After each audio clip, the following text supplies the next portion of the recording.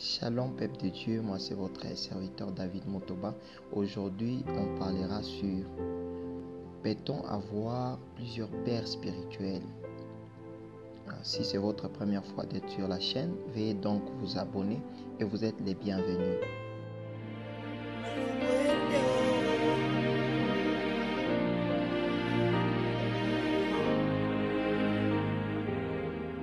Peut-on avoir plusieurs pères spirituels? On va directement prendre 1 Corinthiens 4 verset 15 où l'apôtre Paul est en train de s'adresser aux Corinthiens ou à ses enfants de Corinthe. Il dit dans la version français courant, c'est la version qui me marque beaucoup plus par rapport à cette intervention, car même s'il vous arrive d'avoir 10 000 guides dans votre vie avec le Christ, vous n'avez qu'un seul Père. En effet, quand je vous ai apporté la bonne nouvelle, c'est moi qui suis devenu votre Père pour votre vie avec Jésus-Christ.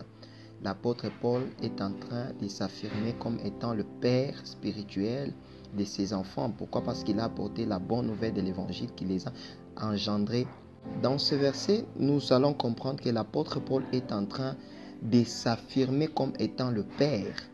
Il est en train de dire, vous pouvez avoir 10 000 maîtres, 10 000 guides, 10 000 mentors, et cependant pas plusieurs pères parce que vous ne pouvez qu'avoir qu'un seul Père spirituel.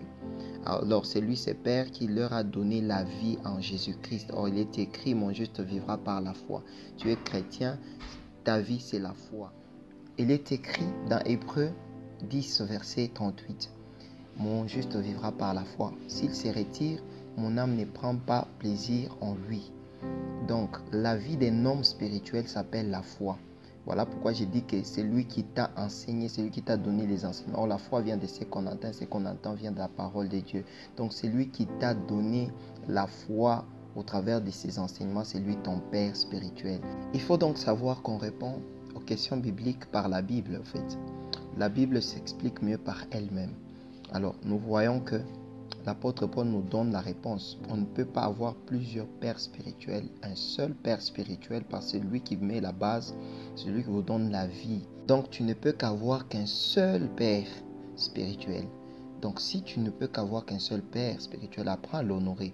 Qu'il soit moins âgé que toi, qu'il soit court, qu'il soit pas beau que toi, apprends à l'honorer. C'est ainsi que tu vivras longtemps dans le ministère. Mais on peut avoir cependant plusieurs guides, plusieurs mentors, plusieurs maîtres.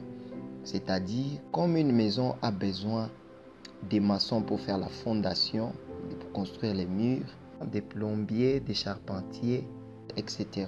C'est ainsi que tu as besoin d'un père spirituel qui est comme un maçon, qui mettra la fondation dans ta vie spirituelle.